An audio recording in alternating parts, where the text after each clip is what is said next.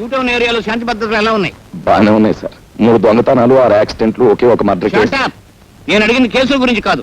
నేను ఏం చెప్పినా ఎస్ అంటూ ఉండడం నీ డ్యూటీ. Yes sir. నేనేం చదవటం అనుకుంటున్నావా? మీరే అనమన్నారు కదా సార్. షటప్. నా పేరు చెప్తే పశువులు వాల్పోసులు కూడా తినడం మానేస్తాయి, తెలుసుకో.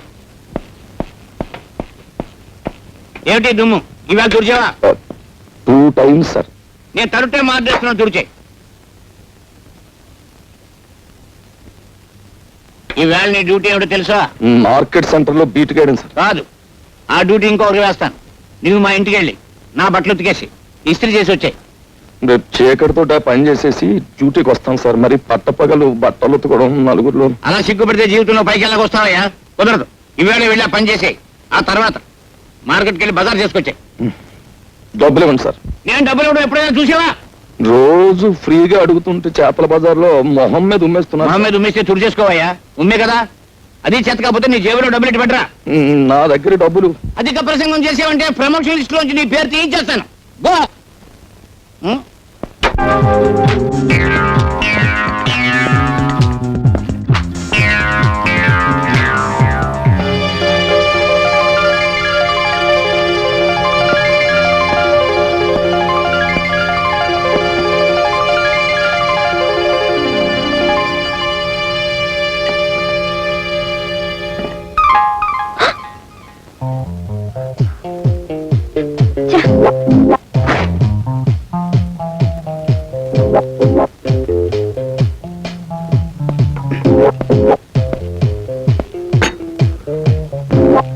ఆల్ రైట్, అసలు విషయానికి వస్తున్నాను. నేను మిమ్మల్ని ప్రేమిస్తున్నాను, పెళ్లి కూడా చేసుకుంటాను. ఇంత ఫ్రాంక్ గా ఇటువంటి విషయాలు మీతో మాట్లాడే వాళ్ళని ఇంతవరకు మీరు చూడలేదనుకుంటాను. నాతో మాట్లాడకపోతే నువ్వే నష్టపోతావు. నేను 3 అంకెలు లెక్క పెట్టేలోగా నువ్వు నాతో మాట్లాడాలి, లేకపోతే నలుగురు వచ్చి నీతో పోట్లాడేలా చేస్తాను. ఓకే?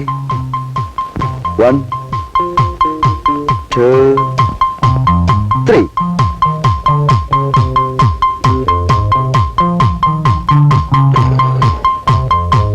దేవి, నా మాట విని ఇంటికి వచ్చి చంటుడు పాలు లేక గిలగలా తన్నుకుంటున్నాడు. నేను ఇంకెప్పుడు కోపడని హామీ ఇస్తున్నాను. సార్, మీరు పెద్ద మనిషి, మీరైనా న్యాయం చెప్పండి. మా ఆఫీసర్ నన్ను తిట్టాడని నేను నా భార్యను తిట్టాను. దాంతో అలుగు వచ్చేసింది. ఇంట్లో పిల్లలు కుక్కెట్టి ఏడుస్తున్నారు. ముగ్గురు పిల్లల తల్లి ఈ విధంగా చెయ్యొచ్చా? సపోజ్ మీరే ఉన్నారనుకోండి, మీ కోపం వస్తే మీరు మీ భార్యను తిట్టరా?